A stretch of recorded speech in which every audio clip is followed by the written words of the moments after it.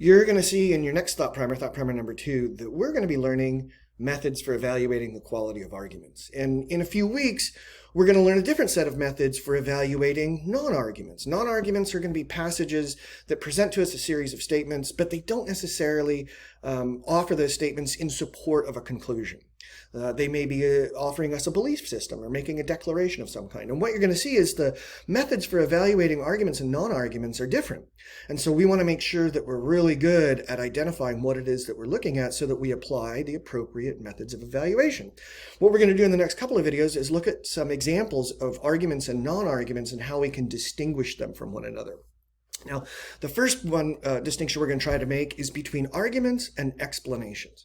So remember what an argument is, right? An argument is that group of statements that are in a very particular relationship with one another. Some of the statements being offered are being offered as reasons to believe one of the other statements, right? The conclusion of this main claim. And when it's an argument, somebody's offering to us premises, reasons, and evidence that points to that conclusion being true.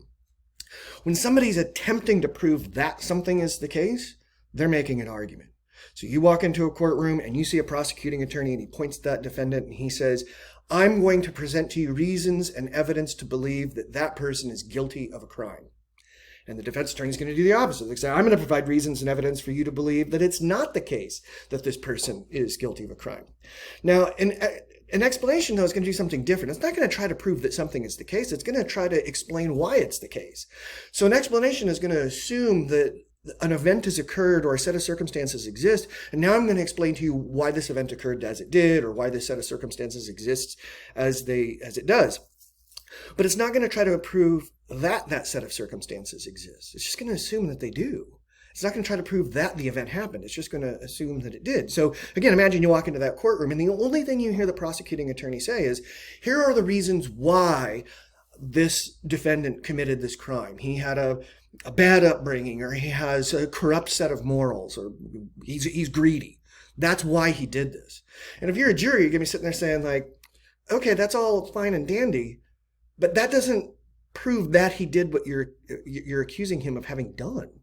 You've got to provide reasons and evidence that he actually did what you're claiming he did before you explain to me why he did it. All right? So arguments versus explanations. So up here on your screen, you have one argument and one explanation. What I want you to do is pause the video, and you really have to pause it. This is fun.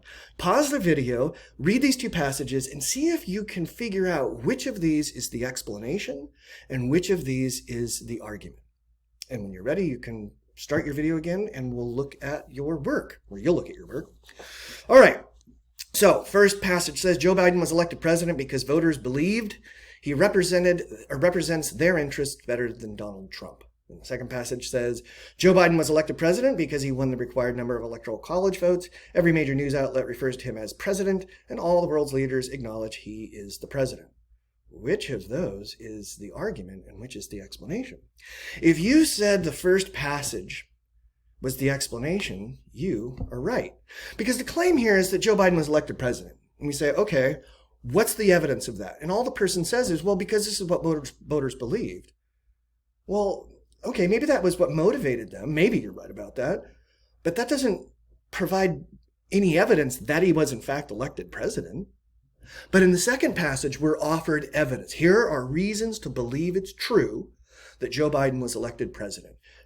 He won the required number of electoral college votes. Every major news outlet refers to him as president, and all the world leaders acknowledge that he's the president. There's my evidence to prove my claim that he was in fact elected. It doesn't explain why people voted for him, but it provides evidence for believing it's true that Joe Biden was elected president. Okay, so argument versus explanation. We want to make sure that whenever we're looking at a passage and considering it to be an argument, we want to make really clear, we want to get really clear in our minds that we're seeing somebody attempt to prove that something is the case and not just explain why they believe it's the way it is.